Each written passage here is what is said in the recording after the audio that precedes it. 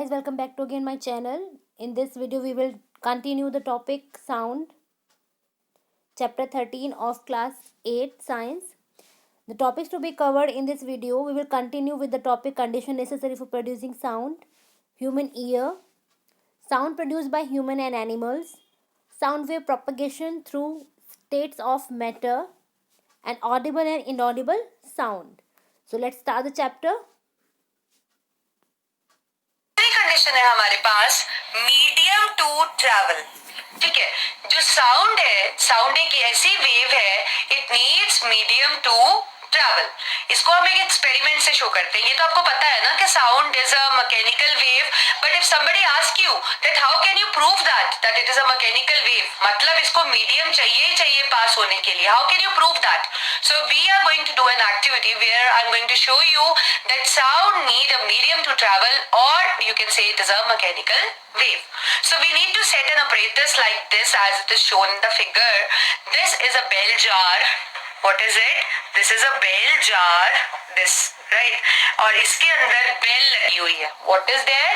There is an electric bell inside connecting to a source of current. This is a source of current. Right, तो ये इस तरीके से operators है. और एक और चीज, इस बेल जार के नीचे एक वैक्यूम पंप लगा हुआ है. ठीक है, तो ये ऑपरेटर समझ आ गया ना आपको. एक बेल का जार, एक electric bell, connections proper source of current से लगे हुए हैं, and there is a vacuum pump also. Vacuum pump आपको पता है ना, जो क्या करता है, it actually removes air. Vacuum pump किस चीज में हेल्प करता है? It removes air. ठीक है, but whenever it is required. तो ये किस तरीके से हम प्रूव करते हैं? तो लेट्स सी दिस एक्टिविटी. अब हमने क्या किया, हमने यहाँ पे करंट ऑन कर दिया. तो जब करंट ऑन करा हमने, बेल बजने लगी. Bell is ringing and you can actually hear the sound of ringing bell. और आप सुन पा रहे हो, you can actually hear the sound of bell. You can actually hear the sound of bell. ठीक है, अब आपने क्या किया कि इस वैक्यूम पंप से आपने एयर को निकालना शुरू कर दिया. You start removing air from this vacuum pump. ठीक है, अब हुआ क्या, जैसे जैसे आप एयर को निकालते गए, बेल तो बज रही थी उसी तरीके से, तो जैसे से आप एयर को निकालते गए, जैसे से एयर अंदर कम होती रही, जो बेल की आवाज है वो उतनी लाउड नहीं रही जितनी की पहले थी. तो सपोज पहले जब एयर थी इसके अंदर, तो the sound of the bell was sufficiently loud, but as you keep on removing the air, the sound of the ringing bell goes on becoming fainter. वो कम होती रही, धीरे धीरे धीरे होती रही. बट और जब इसके बीच में बहुत एयर हमने निकाल दी कि बिल्कुल ही एयर रही नहीं अंदर, एयर अंदर नहीं रही, तो मतलब वहां पे क्या हो गया, वैक्यूम क्रिएट हो गया ना. तो बेल चाहे बज रही है, करंट स्विच ऑन है, बेल रिंग कर रही है, but still you can not hear the this thing sound of a ringing bell. क्यों? क्योंकि यहाँ से वाइब्रेशंस तो निकल रही हैं, बट ये जो वेव्स है इनको ट्रैवल करने के लिए कोई मीडियम नहीं मिल रहा. और हमें पता है they can not travel through vacuum, इसीलिए बजती हुई बेल को भी आप सुन नहीं पाते हो. So I think you got it. So what we are doing here is we start removing air by means of vacuum pump. जैसे जैसे air remove होती गई, sound of ringing bell goes on becoming fainter and fainter, and finally when there is no air left inside, the sound of ringing bell stops. Though the bell is ringing, पर आप सुन नहीं पाओगे bell को, because there is nothing inside. कोई air, कुछ भी नहीं है इसके अंदर, तो sound cannot travel through vacuum actually. So this is an activity which proves that sound need medium to travel. ठीक है, और जो साउंड है वो एक मैकेनिकल वेव है. यही तो होता है ना मैकेनिकल वेव, कि उसको मीडियम चाहिए ही चाहिए पास होने के लिए, वो वैक्यूम से ट्रैवल नहीं हो पा रही. तो इसी एक ही एक्टिविटी से आप ये दोनों चीज प्रूव कर सकते हो कि second condition is very important, that means it needs a medium to travel. And second thing क्या प्रूव कर सकते हो कि it is a kind of mechanical wave. Third condition required is a receiver. Obviously जब sound produce हो रही है, body vibrate कर रही है, मीडियम से ट्रैवल हो रही है, तो सुनने वाला भी तो कोई होना चाहिए ना. there has to be a person or there has to be a receiver which can actually receive those vibrations. ठीक है, जैसे कि आपको पता है कि हमारे अंदर रिसीवर क्या है साउंड वेव्स का, obviously human ear is there, ear ही तो है जो कि सुन पाता है, जो साउंड को वेव्स को रिसीव कर पाता है. So third condition is that there has to be a receiver to receive those vibrations which are travelling through a certain medium and just reaching the receiver from a vibrating source. So these are the three conditions. I think you got it. एक तो body vibrate होनी जरूरी है, पहली बात तो ये है, तभी साउंड प्रोड्यूस होगी. दूसरा मीडियम होना जरूरी है, तभी साउंड ट्रैवल हो गई. और तीसरी रिसीवर होना जरूरी है जो कि इनको इन वाइब्रेशंस को रिसीव कर पाएगा. तो ये इस तरीके से वाइब्रेशन मीडियम से पास होते हुए रिसीवर तक पहुंचती है. So these three conditions are very important अगर आप साउंड को प्रोड्यूस करना चाहते हैं. So these condition has to be in sequence, right? That means a vibrating body, a medium to travel and a receiver to listen. Now we are going to start with characteristics of sound. तो साउंड की बहुत सारी characteristics होती हैं. Like we have loudness, we have pitch, we have quality and we have intensity. तो ये चार कैरेक्टरिस्टिक्स के बारे में साउंड की हम पढ़ने वाले हैं. इन कैरेक्टरिस्टिक्स से हमें ये पता लगता है कि साउंड किस टाइप की है, मतलब लाउड है, पिच कैसी है साउंड की क्वालिटी कैसी है, साउंड की इंटेंसिटी कैसी है. So we come to know about all these things. ठीक है, तो हम अभी पढ़ने लगे हैं. We are going to study about the characteristics of sound. So the first characteristic what we are going to study is the loudness. ठीक है, ये तो आप जानते ही हो ना, ये तो एक कॉमन वर्ड है. लाउडनेस से आपको पता है ये रिलेट हो रहा है लाउड से. ये तो आप समझते हो ना, ये तो आप कॉमन भी यूज करते हो कि साउंड कितनी लाउड है या साउंड कितनी फेंट है ना. तो उससे हमें पता लगता है कि कितनी तेज आवाज है या कितनी धीरे आवाज है.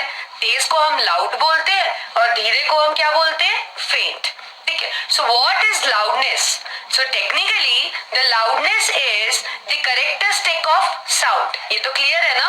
बट बाकी इसको हम कैसे डिफाइन कर सकते हैं? It is the degree of sensation of sound. It is the degree of sensation of sound. मतलब जो कि आपको ये बताता है कि साउंड कितनी लाउड है या साउंड कितनी फेंटर है. So you come to know about the loudness or the faintness of sound by this property, that is the loudness. अब obviously अगर कोई साउंड लाउड है या अगर कोई साउंड फेंट है तो वो किसी चीज पे तो डिपेंड करती है ना. तो कौन सी प्रॉपर्टी है वेव की, साउंड वेव की, जिस पे लाउडनेस डिपेंड करती है? So the loudness depend upon the amplitude. आपको याद है ना एम्पलीट्यूड क्या होता है? जैसे अभी हमने पढ़ा था कि वेव इस टाइप से होती है. ठीक है, तो पार्टिकल अपने मेन पोजीशन से कितना ऊपर या नीचे की तरफ डिस्प्लेस हो पाता है मैक्सिमम, उसी को आप क्या बोलते हो, एम्पलीट्यूड बोलते हो. तो लाउडनेस किस पे डिपेंड करती है? एम्पलीट्यूड पे डिपेंड करती है कि पार्टिकल कितना ऊपर की साइड या कितना नीचे की साइड डिस्प्लेस हो पाया अपनी रेस्ट वाली पोजीशन से, जो कि आपको पता है ये बीच वाली है. That actually indicates the loudness. जितना ज्यादा डिस्प्लेसमेंट होगा, चाहे ऊपर की डायरेक्शन में चाहे नीचे की डायरेक्शन में, उतनी ही लाउड साउंड होगी. और जितना कम एम्पलीट्यूड होगा, मतलब जितनी डिस्प्लेसमेंट कम होगी, उतनी ही लाउडनेस कम होगी, मतलब साउंड क्या होगी, फेंट होगी. अब जैसे कि आप ये देख पा रहे हो, this indicates a loud speaker. तो लाउड स्पीकर से तो आपको पता है ना कि जो साउंड है काफी लाउड निकलती है. क्यों? क्योंकि इसमें साउंड एम्पलीफाई होकर निकलती है. साउंड क्या हो जाती है, एम्पलीफाई, मतलब उसका एम्पलीट्यूड बढ़ जाता है, इसीलिए साउंड कैसी निकलती है, काफी लाउड. तो क्लियर है ना ये आपको कि मोर इज द एम्पलीट्यूड. जितना ज्यादा एम्पलीट्यूड होगा, जितना ज्यादा पार्टिकल अपनी रेस्ट वाली पोजीशन से ऊपर या नीचे की तरफ डिस्प्लेस होगा, उतनी ही लाउडर साउंड होगी. और जितना कम एम्पलीट्यूड होगा, उतनी ही फेंट साउंड होगी. Right, so this is how you can actually tell about the loudness property, that is the loudness of the sound. अब हर एक चीज का यूनिट तो होता ही है. तो लाउडनेस को हम मेजर करते हैं यूनिट डेसिबल में. It is measured in an unit that is the decibel. The second property we have is the pitch. The second property we have is the pitch. Pitch actually आपको हमें ये बताती है, pitch यहाँ पे इस चीज से रेफर करती है कि आवाज कितनी तीखी है या आवाज कितनी डीप है. ठीक है. So the pitch is the property that determines the shrillness और डीपनेस ऑफ साउंड. श्रिलनेस का मतलब होता है कि कितनी तीखी आवाज है, जो कि आमतौर पे आपको पता है फीमेल्स की आवाज क्या होती है, श्रिल्ड होती है, तीखी होती है, तेज होती है. और डीपनेस ऑफ साउंड, जैसे कि डीप जितने भी मेल्स हैं उनकी साउंड क्या होती है, कंपैरेटिवली डीप होती है, उतनी तीखी नहीं होती है, मोटी होती है. So that is actually a pitch. So pitch is a property that determines the shrillness और deepness of the sound. और pitch किस पे डिपेंड करती है? pitch डिपेंड करती है frequency पे. तो कौन सी वेव की प्रॉपर्टी है जिसपे पिच डिपेंड करती है?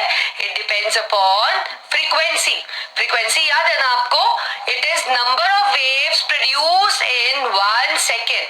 1 सेकेंड में कितनी वेव्स प्रोड्यूस होती है, दैट इज दी फ्रीक्वेंसी. तो जितनी ज्यादा फ्रीक्वेंसी होगी, मतलब जितनी ज्यादा नंबर ऑफ वेव्स प्रोड्यूस होंगी, जितनी नंबर ऑफ वेव्स ज्यादा होंगी, मोर होंगी, उतनी आप कह सकते हो जो आवाज है या पिच की बात करते हैं उतनी ही हाई पिच होगी. हाई पिच का मतलब है कि आवाज क्या होगी? श्रिल्ड मींस तीखी आवाज होगी. ठीक है. और जितनी फ्रीक्वेंसी लेस होगी, जितनी कम होगी, उतनी पिच क्या होगी? लो होगी. और उतनी साउंड क्या होगी? डीप साउंड होगी. ठीक है. तो इस तरीके से आप पिच के बारे में बता सकते हो. अब जैसे कि आप इस फिगर को देख पा रहे हो, तो देखो ये लो पिच साउंड है और ये हाई पिच साउंड है. ठीक है. तो लो पिच साउंड में क्या देख पा रहे हो आप? लो पिच साउंड में क्या है कि फ्रीक्वेंसी कितनी है, कितनी वेव्स है? एक है ना, यहाँ तक एक हो गई आपके पास, और दूसरी आपके पास ये. तो मतलब number of waves produce in 1 second is only 2, means the frequency is just 2 hertz. और यहाँ पे आप वेव्स अगर काउंट करते हो तो एक वेव ये है आपके पास, एक और दो, ये तीसरी हो गई, this is the 4th one and the 5th one. तो मतलब कितनी फ्रीक्वेंसी है? 5 हर्ट्ज. अब आप देखिए जितनी ज्यादा फ्रीक्वेंसी होगी उतनी ज्यादा हाई पिच होगी. तभी तो यहाँ पे फ्रीक्वेंसी ज्यादा है, इसलिए आवाज क्या है? High pitch. मतलब आवाज क्या है? श्रिल्ड है. ठीक है. जितनी लो पिच होगी, मतलब जितनी फ्रीक्वेंसी कम होगी उतनी लो पिच होगी और आवाज उतनी ही डीप होगी. क्लियर है ना आपको? सो आपको याद रखना है कि डिटरमाइंस द श्रिलनेस और deepness and it depends upon the frequency. तो क्लियर है इससे? जितनी ज्यादा फ्रीक्वेंसी उतनी आवाज तीखी, मतलब श्रिल्ड, और जितनी कम फ्रीक्वेंसी उतनी साउंड डीप. तो ये लो पिच वाली आपकी वेव पैटर्न है, तो इसका मतलब आवाज क्या होने वाली है यहाँ पे? डीप. ये फर्स्ट ग्राफ डीप साउंड को इंडिकेट करता है, और दूसरा इसमें फ्रीक्वेंसी बहुत ज्यादा है, इसलिए ये क्या इंडिकेट करता है? Shrillness of voice. राइट. तो इस तरीके से आप बता सकते हो हाई पिच और लो पिच के बारे में. Next we have is a quality. Quality बहुत ही इंटरेस्टिंग प्रॉपर्टी है. Quality is very interesting property of sound. आपको मैं एक जनरल सा एग्जांपल देती हूँ. सपोज एक रूम में लाइट नहीं है, अंधेरा है, काफी इतना अंधेरा है कि you can not see anyone there in a room. Right. तो वहां पे सपोज वहां पे आपकी कोई फ्रेंड है and he calls your name. Right. तो आपको कैसे पता लग जाता है कि so and so friend is locked inside the room और so friend is there in a dark room? कैसे पता लगता है? This is actually known by the property quality. तो क्वालिटी एक ऐसी प्रॉपर्टी है जिसके कारण one can distinguish between two different sounds of same pitch and same loudness. जैसे कि अब देखो सड़क पे रोड की बात करते हैं तो कितना ट्रैफिक होता है रोड पे? बहुत ट्रैफिक होता है ना. बहुत सारी बसेस होती है, बहुत सारी कार्स होती हैं, स्कूटर्स होते हैं, और भी काफी सारा नॉइज नॉइज पोल्यूशन होता है ना। तो हर एक के अलग अलग, अगर हम ट्रैफिक की बात करते हैं तो सबके अलग अलग हॉर्न्स है ना। पर आप हॉर्न से जज कर सकते हो कि it is a horn of a बस और it is a horn of a car और अ स्कूटर और अ ट्रक, ऐसे। तो ये जो साउंड्स है, दो दे अगर हम ये हॉर्न्स की बात करें, अगर सेम पिच और सेम लाउडनेस पे भी ये हॉर्न बज रहे हो, but still you can identify the type of horn. Type of horn means कि it is a bus horn और it is a car horn और it is a scooter horn. So this is done by a property that is the quality. तो quality एक ऐसी property है जो आपको दो किसी भी डिफरेंट तरह की आवाज में से डिफरेंशिएट करने में हेल्प करती है, अगर उन साउंड्स की चाहे सेम पिच और सेम लाउडनेस भी हो, ठीक है। सो क्वालिटी एक ऐसी प्रॉपर्टी है, राइट। तो अब ये क्वालिटी कैसे पता लगता है आपको कि भी ये कार हॉर्न है, बस हॉर्न है? It all depends upon wave pattern. It depends upon wave pattern. क्या है, जो स्कूटर का हॉर्न है उसकी वेव पैटर्न अलग है। वेव पैटर्न मतलब वेव्स किस तरीके से प्रोड्यूस हो रही है।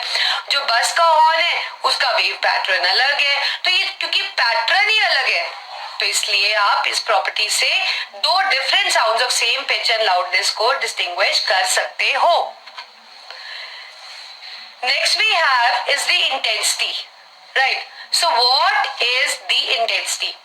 Suppose आपके पास ये 1 मीटर स्क्वायर एरिया है, हम इसको मान लेते हैं this is an area that is 1 meter square. अब कितनी नंबर ऑफ साउंड वेव्स इस 1 मीटर स्क्वायर एरिया में से एक सेकेंड में क्रॉस करती है, that actually indicates the intensity. समझ गए ना आप? सपोज 1 मीटर स्क्वायर एरिया आपके पास, उसमें से कितनी साउंड वेव्स एक सेकेंड में से जा पाती हैं इसके अंदर, that is the intensity. So intensity is the number of sound waves passing 1 meter square area in 1 second. अब इंटेंसिटी किस पे डिपेंड करती है? मतलब 1 मीटर स्क्वायर एरिया में से एक सेकंड में से कितनी साउंड वेव्स पास होने वाली हैं, वो किस पे डिपेंड करता है? वो डिपेंड करता है, intensity is actually it depends upon the square of amplitude. It depends upon the square of amplitude. जितना ज्यादा एम्पलीट्यूड होगा, ठीक है, अगर आप उसका स्क्वायर कर दो तो उतनी इंटेंसिटी होगी। मतलब अगर एम्पलीट्यूड किसी पार्टिकल का इतना है, ठीक है, आपको पता है ना एम्पलीट्यूड क्या होता है कि डिस्प्लेसमेंट ऊपर या नीचे की साइड कितना है। तो सपोज यहाँ पे अगर मैं बोलूं आपको कि इसकी डिस्प्लेसमेंट 2 सेंटीमीटर है, ठीक है, तो इंटेंसिटी कितनी होगी? That will be 4 times. So if I say that it is 2 centimeter, then the square of 2 is 4, so intensity is 4, right? That means 4 waves are going to pass 1 meter square area in 1 second. So simple language में हम बताएंगे कि intensity depend upon the square of amplitude. So this is what is an intensity. तो कभी भी intensity ज्यादा होगी, तो कैसे आपको पता लगेगा कि इंटेंसिटी ज्यादा है? तो इसका मतलब एम्पलीट्यूड भी ज्यादा है। तो जितना एम्पलीट्यूड है उसका स्क्वायर कर दो आप, उससे आपको पता लग जाएगा कि कितनी नंबर ऑफ साउंड वेव्स एक सेकेंड में 1 मीटर स्क्वायर एरिया से पास हो रही है। सो this is what is an intensity. आप देख पा रहे हो फिगर में, this is a loud speaker, है ना। तो लाउड स्पीकर से काफी इंटेंस साउंड निकल रही है। Intense sound means that the number of waves passing through 1 meter square area in 1 second is more and it depends upon the square of the amplitude. So this is what is an intensity. तो ये 4 characteristics है main sound की जो हमने पढ़ी है अभी। एक तो हमारे पास लाउडनेस, राइट, दूसरी हमने पढ़ी ये आपके पास इंटेंसिटी के बारे में हमने पढ़ा, और हमने पिच के बारे में पढ़ा, है ना। और आपने कौन सी प्रॉपर्टी के बारे में पढ़ा? वो जो बहुत इंटरेस्टिंग प्रॉपर्टी मैंने आपको बताया, that is a quality. So these are all the characteristics of the sound. अब अगर हम साउंड की प्रोपगेशन की बात करें कि साउंड कहाँ कहाँ से ट्रैवल कर सकती है, so we come to know that sound can travel through all 3 states of matter. जैसे कि आपको पता है कि मैटर की 3 स्टेट्स हैं, one is the solid, other is the liquid and third is the gas. ठीक है, तो ये तीनों स्टेट्स ऑफ मैटर जो हमारे पास है, सॉलिड, लिक्विड और गैस, इन तीनों में से ही साउंड ट्रैवल कर सकती है। तो अगर साउंड इस आइस क्यूब्स में से पास करें तो भी पास कर सकती है, इस वाटर में से पास करें तो भी कर सकती है, गैस में से पास करें तो भी कर सकती है। These are not ice cubes, actually these are sugar cubes. ठीक है, तो मतलब है तो सॉलिड ही ना, तो it can travel through solid also, can travel through liquid also and they can travel through gas also. So the sound waves can travel through all 3 states of matter. अब अगर हमारा कंसर्न अब क्या है, speed of sound का। देखिए sound travel तो तीनों में से कर सकती है ना, but if we consider the speed of sound, then the speed of sound depends upon the density of the medium. Medium तो आप समझ गए ना, कोई भी सब्सटेंस या तो सॉलिड होगा, लिक्विड होगा या गैस होगा। ठीक है, तो इन तीनों में से इन तीनों की जो डेंसिटी होगी, डेंसिटी आप समझते हो ना, डेंसिटी होता है मास पर यूनिट वॉल्यूम। मतलब एक गिवन वॉल्यूम में कितना मास है। अगर सपोज हम पार्टिकल्स की बात कर लेते हैं, जैसे कि आपको पता है, देखिए एक फिगर मैं आपको बनाकर दिखाती हूँ। अब सपोज हमारे पास सॉलिड की बात करते हैं, तो ये सपोज सॉलिड हो गया, this is liquid and this is gas, right. Let us assume कि तीनों का वॉल्यूम क्या है, सेम है। तीनों का वॉल्यूम क्या है, सेम है।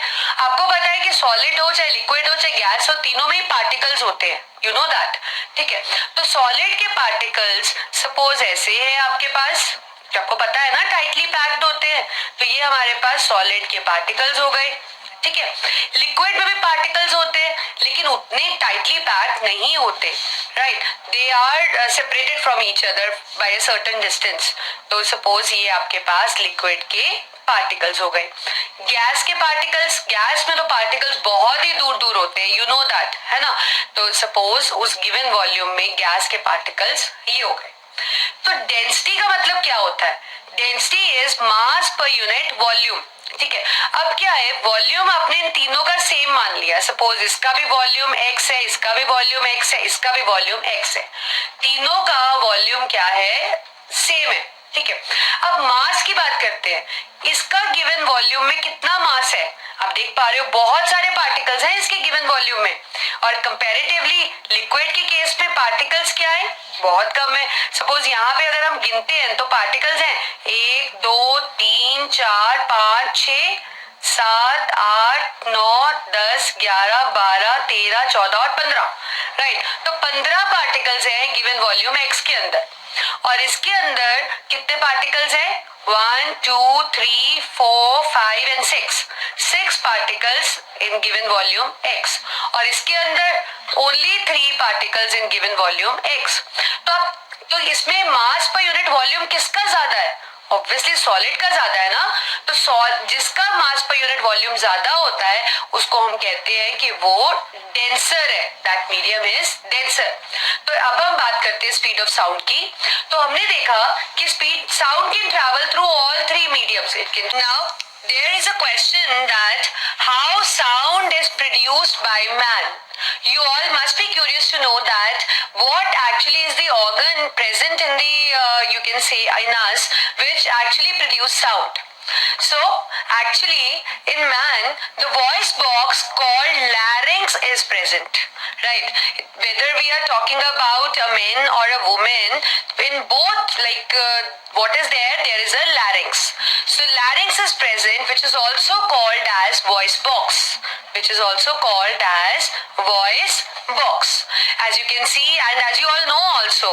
जब आप नेक पे अपने देखोगे तो नेक पे एक राउंड सा आप एक फील कर सकते हो that there is something round inside it, that is a voice box. ठीक है, तो ये जो voice box है which is also called as larynx, तो आप जानना चाहते होगे कि इसके अंदर ऐसा क्या होता है कि it produce sound and how it actually produce sound. तो इसके अंदर है क्या, it has 2 flap like ligaments. ये जो आप देख पा रहे हो, these are 2 flap like ligaments and these are called as vocal cords. These are called as vocal cords, and they have a narrow slit between them. As you can see that there is a space. This is a narrow, you can say a slit spacing the vocal cords. ठीक है, तो इस तरह का structure होता है of voice box which is present in humans. अब क्या होता है, when we speak, जब हम बात करते हैं, then the air is forced out. जैसे कि अभी आपने पढ़ा कि इस तरीके से एक स्ट्रक्चर है, right? So there is a narrow space between them. तो जब आप यहाँ से एयर फोर्स आउट करते हो, so this exhaled air actually force the vocal cords to vibrate. इस करके ये जो कॉर्ड्स हैं, इनके अंदर वाइब्रेशंस प्रोड्यूस होती है, and due to the vibrations the sound is actually produced. Right, I think you got it that कि लैरिंक्स कैसे काम करता है. लैरिंक्स के अंदर दो लिगामेंट्स होते हैं called as vocal cords. They have certain space between them, a narrow slit. तो जब एयर फोर्स आउट करते हैं, जब हम बोलते हैं तो एयर बाहर निकलती है. Exhaled air actually make this cords vibrate and the sound is produced. अब क्या होता है, एक लड़की की आवाज में और एक लड़के की आवाज में, मेल एंड फीमेल की जो आवाज में एक फर्क होता है ना. तो what that difference actually here lies in the length of the vocal cord. Males के अंदर जो वोकल कॉर्ड है that is around 20 mm in length, and in females it is 15 mm in length. इसीलिए साउंड का difference होता है, क्योंकि vocal cords different है. जैसे कि आपने देखा वोकल कॉर्ड्स फीमेल्स के छोटे हैं as compare to males, therefore the sound produced is different. So I think you got it that how larynx actually works in humans.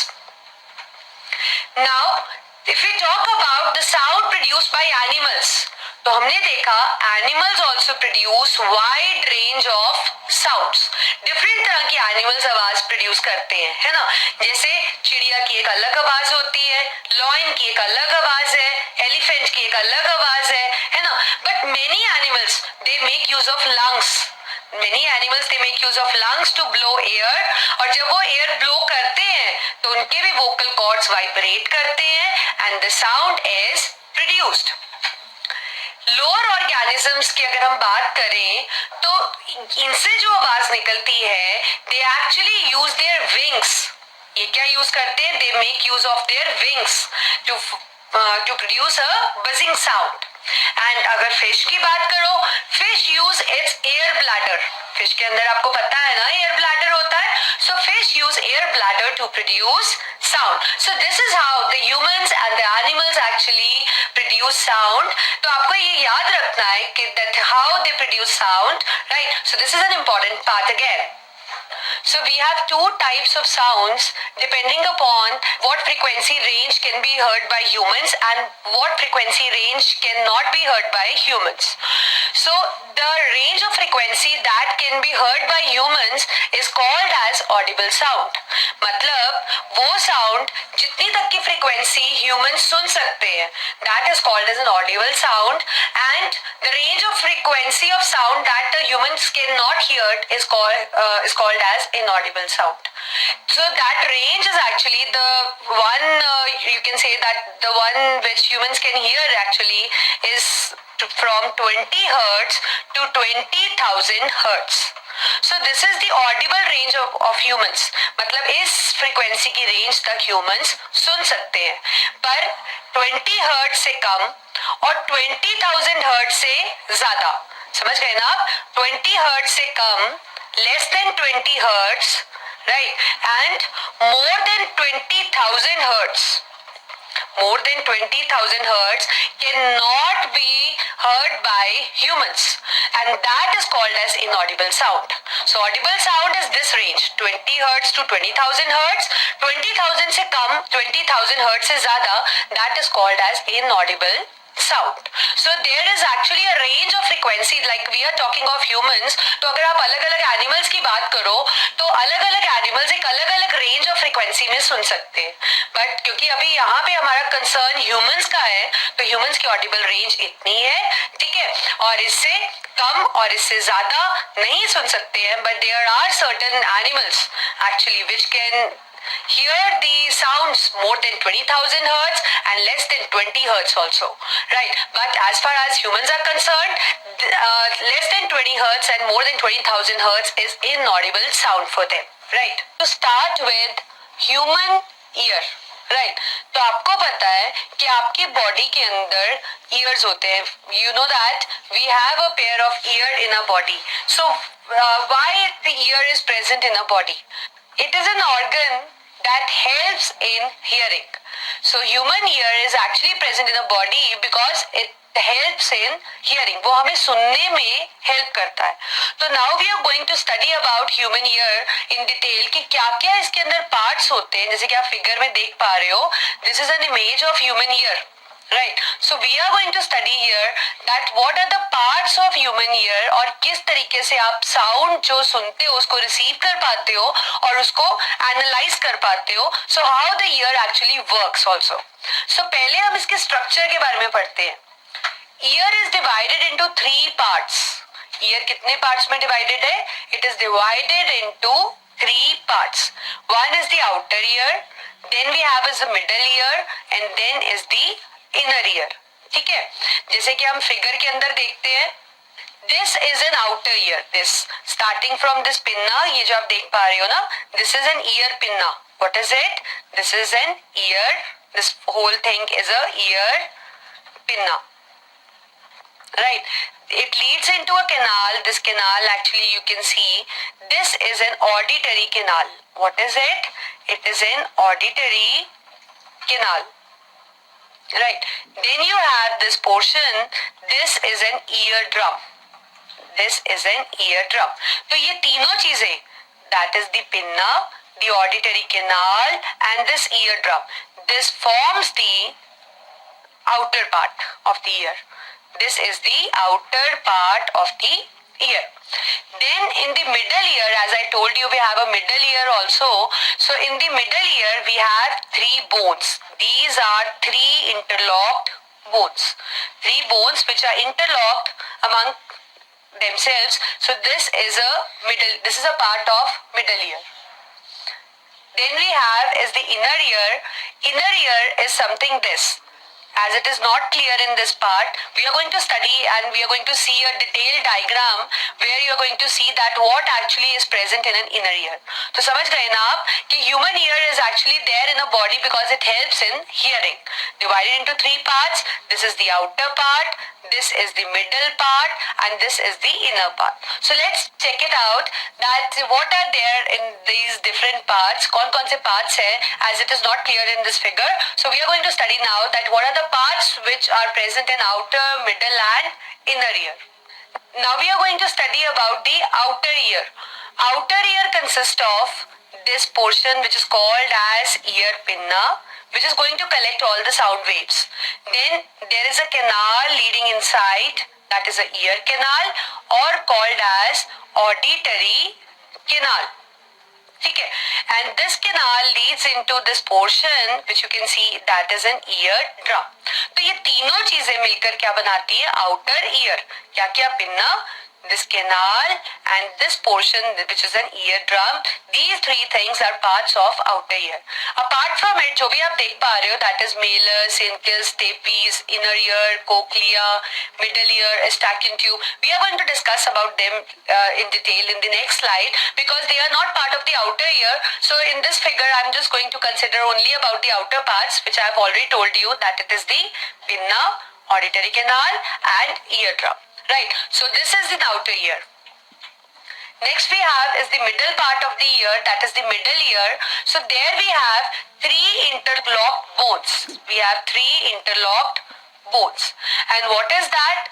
That is incus, stapes, and malleus. This is malleus, as you can see that this is malleus, this is an incus, right, and this is stapes. So these 3 bones which are interlocked among each other, these are actually forming a middle part of the ear, that is the 3 interlocked bones, that is the malleus, incus, and stapes. ये तीनों bones जुड़ी हुई हैं आपस में, ठीक है, लेकिन इनका बहुत इंपॉर्टेंट फंक्शन है. जब वर्किंग करेंगे you will come to know that these bones are actually playing a very important role. ठीक है, अब इसके अलावा this we have done the outer ear canal, pinna, eardrum, you already know, and middle ear is already finished. 3 interlocked bones, malleus, incus, and stapes. Now we are left with the inner ear, cochlea, and Eustachian tube. So these are actually the part of the inner ear which we are going to study now. Now we have is the inner ear. So inner ear actually consists of an Eustachian tube. This tube you can see actually. This tube is actually a tube which actually connects the ear with the nose. कई बार आपको लगता है ना कि nose and ear are interconnected. So they are actually interconnected by this tube. That is the Eustachian tube. And the inner ear is formed of this coiled part which is called as cochlea. So cochlea is the coiled organ, this as you can see, and it is actually filled with the fluid. There is a fluid inside it. Right, so cochlea is filled with the fluid. So I think it's clear that outer ear consists of this pinna, canal, and eardrum. Middle ear consists of 3 bones, malleus, incus, and stapes. And inner ear consists of this coiled organ with the fluid, that is the cochlea. And we do have a Eustachian tube which connect the nose with the ear. So now we are going to study about the working of ear, that how the ear actually works. So the sound which is produced by a vibrating body, ये तो आपको पता है ना कि sound कौन produce करता है? एक vibrating body produce करती है. So the sound produced by vibrating body जो कि vibrations की form में receive होती है, that is collected by ear pinna. That is collected by ear pinna. So all the sound waves are in form of vibrations are connected by ear pinna. And then this pinna direct all the sound waves into a canal as we have studied, that is the ear canal. और travel होते होते यहाँ से आपने ये भी पढ़ा था, we have a ear drum, right? तो ये travel होते होते जाती है and they hit the ear drum. So I think you got it. जो sound जो कि vibrating body produce करती है in form of vibrations, pinna collect करता है, इनको भेजता है, कहाँ direct करता है? ear canal से होती हुई ये ear drum पे strike करती है. ठीक है. अब जैसे ईयर ड्रम वाइब्रेशंस रिसीव करता है, जैसे कि मैंने आपको बताया, जैसे सपोज ये आपके पास पिन्ना हो गया, ठीक है, this is an auditory canal and this is suppose we have is an ear drum. तो इसने साउंड वेव्स कलेक्ट करी, साउंड वेव्स ट्रैवल हुई और ट्रैवल होकर ईयर ड्रम को हिट किया. जैसे ईयर ड्रम को हिट किया, ear drum starts vibrating, vibrate होने लगा ईयर ड्रम. और आपने पढ़ा था कि अभी इसके साथ 3 बोन्स हैं जो जॉइंट है. Then this eardrum transferred the vibrations to these 3 bones as it is given in the figure. As you can see that this is an eardrum and these are 3 bones. This is malleus, incus and stapes. So these bones actually play a very important role. As I told you that these bones are playing an important role. So क्या role play कर रही है is that they are actually increasing the amplitude of vibrations. They are actually increasing the amplitude of vibrations. क्योंकि अगर amplitude बढ़ेगा तभी तो अच्छे से आप जान पाओगे कि आपने सुना क्या है. So this is very important part, right? So middle ear you can say is playing an important part as it is increasing the amplitude of vibrations. अब जब एम्पलीट्यूड बढ़ गया, जैसे सपोज हम ये करते हैं कि सपोज ये ईयर है, ठीक है, ईयर से आपके पास ईयर कैनाल है, ईयर ड्रम है, ये आपके पास 3 बोन्स हो गई, ठीक है. देन अब यहाँ से पिन्ना ने सारी वाइब्रेशंस कलेक्ट करी, यहाँ से डायरेक्ट करी, ईयर ड्रम भी वाइब्रेट होने लगा, वाइब्रेशंस 3 बोन्स में ट्रांसफर हो गई, एम्पलीट्यूड बढ़ गया. यहाँ तक समझ आ गया ना आपको? Then these vibrations with increased amplitude are sent into a coiled organ. अभी हमने पढ़ा था ना, that is a cochlea. That is a cochlea. अब कोक्लिया के अंदर क्या है? फ्लूइड. तो जैसे ये वाइब्रेशंस कोक्लिया तक पहुंचेगी, इनर ईयर के पार्ट तक पहुंचेगी, तो ये पूरा का पूरा ऑर्गन जिसके अंदर फ्लूइड है, तो इसका फ्लूइड वाइब्रेट करने लगेगा. So the cochlea fluid starts vibrating. ठीक है. अब इस फ्लूइड के अंदर कुछ सेल्स हैं स्पेशल. क्या है? कुछ सेल्स. ये सेल्स क्या करते हैं कि इन वाइब्रेशंस को सिग्नल्स में कन्वर्ट कर देते हैं. इसमें कन्वर्ट कर देते हैं into electric signals. And these electric signals are carried by auditory nerve to brain for interpretation and understanding. दोबारा करते हैं। देखिए यहाँ तक वाइब्रेशन ईयर ड्रम में पहुंच चुके हैं, ये एम्पलीट्यूड बढ़ा चुकी हैं, ठीक है। Then in inner ear vibrations are received by a coiled organ that is the cochlea. अब जैसे ही वाइब्रेशंस कोक्लिया में आ गए तो जो कोक्लिया का फ्लूइड है वो वाइब्रेट करने लगेगा। कोक्लिया के फ्लूइड के अंदर एक स्पेशल तरह के सेल्स हैं जिनको आप क्या बोलते हो, सेंसरी सेल्स। इनका काम है वाइब्रेशंस को ट्रांसफॉर्म करना इलेक्ट्रिक सिग्नल्स में, और ये इलेक्ट्रिक सिग्नल्स ऑडिटरी नर्व जो कि यहाँ से जा रही है which is connecting ear to brain, ये सिग्नल्स लेकर जाएगी फॉर इंटरप्रिटेशन एंड अंडरस्टैंडिंग, और आपको पता लग जाएगा कि आपने क्या सुना है, राइट। तो आई think you got it that how the year actually works, कि कैसे साउंड लेते हैं, साउंड कैसे पास होती है, कैसे एम्पलीफाई होती है और किस तरीके से ये पास होती है।